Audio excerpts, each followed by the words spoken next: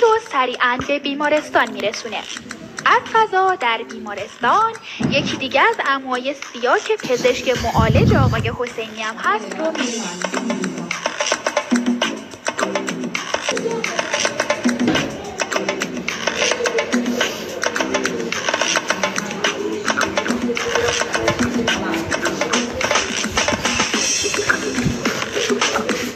Manuel di pranzo?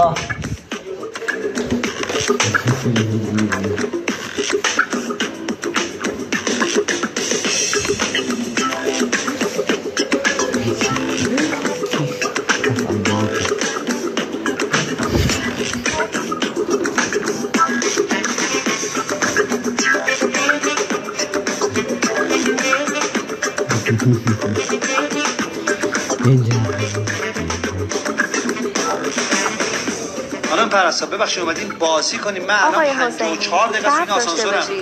شما دکمه بالا رو بزنید میایم پایین.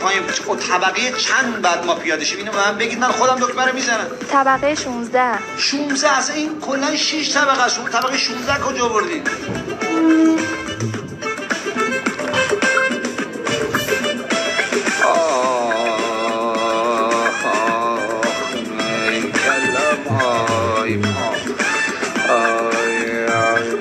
صحرا بنگرم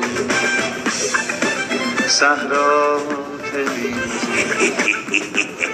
الان معاینت میکنم، یه دوایی بهت میدم که اشتاد تو دهن بنده رو نگاه میکنی. من فکرم مشکل از قلب بنده است. اینقدر حرف نزن. باخه میدونم که کلتون که تو دهن بنده، من تمساک نیست دهنم. من اگه دکترم میدونم چی کار دارم. خیلی محبتین، خیلی پایین رفتین. الان رو انگشتای پایین دیگه بیاین بالاتر.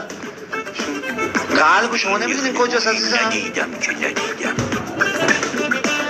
نق میزنی؟ استخوان صندانی زدی به قلبی. بله ایراد پیدا کردی. مال گوش های دکتر، شما که گوش بنده رو ماهی میکنید پایین اینجاست. آقای دکتر فرمودن که برای هزینه درمان پیش تهیه کنید.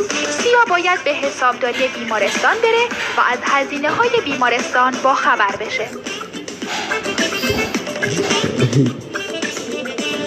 وای که بیچاره شدم، آخه من پول ندارم.